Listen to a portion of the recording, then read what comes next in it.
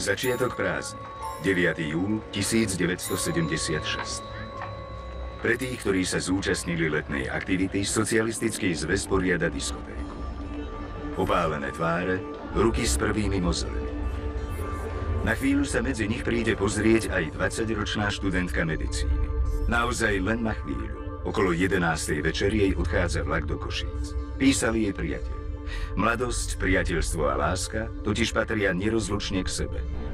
Skupina 7 podnapitých mužov ju sleduje na parkete. Spriadajú plány. Ešte stále majú šancu žiť svoj normálny život. Život strojárov, poľnohospodárov, asistentov kamery, vodičov, robotníkov. Vzdajú sa ho. Dievča asi o 10:30 vychádza z internátu aj s cestovnou taškou na neďalekú autobusovú zastávku. V tom čase z parkoviska spred internátu vyráža osobné auto so zhasnutými svetlami. Keď príde k študentke, vyskočia z neho dvaja muži a dievčinu napriek tomu, že sa bráni a volá o pomoc, vtiahnu dovnútra. Potom vozidlo so zhasnutými svetlami zmizne v zákrute. Zaparkujú asi 50 metrov od domu. Zoženú magnetofón, otvoria fľašky, ktoré si doviezli. Predstava o zábave je hneď od začiatku jasná. Hromadný sex. Strach v ľudkyných očiach. Prosí, aby ju pustili. Vyzlečujú a znásilnia. Toto dievča sa azda v živote nestretlo so zlom. Nečuší, nevzdáva sa. Hrozí, všetkých vás udám. Strašidelná mašinéria, ako ju poznáme len z hororov, sa pohne. Zviažu jej za chrbtom ruky, zaviažu šatkou ústa, zabalia ju do deky.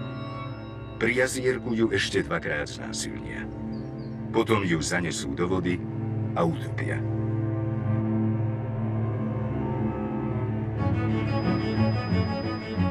Päť rokov trvalo pátranie. 5 dlhých rokov sa vrahovia ukrývajú pred odhalením a trestom.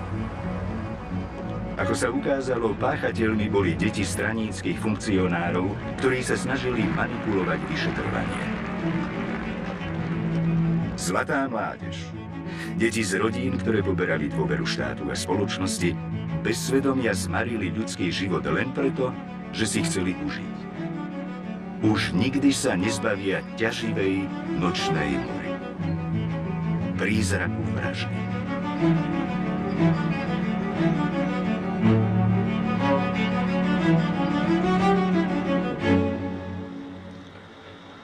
Trestnú vec proti obžalovanému Romanovi Brázdovi a jeho spoločníkom uzavrel Krajský súd v Bratislave rozsudkom z 22.9.1982. Za uvedené trestné činy boli obžalovaní odsúdení na tresty odňatia slobody takto.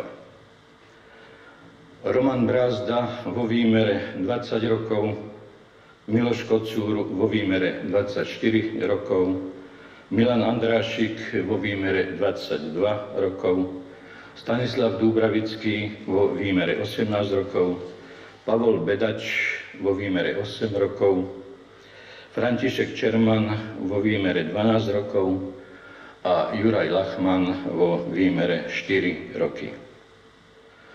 Páchatelia týchto závažných trestných činov, ktorých nebezpečnosť pre spoločnosť je vysoká, boli teda právom a podľa zákona spravodlivo potrestaní.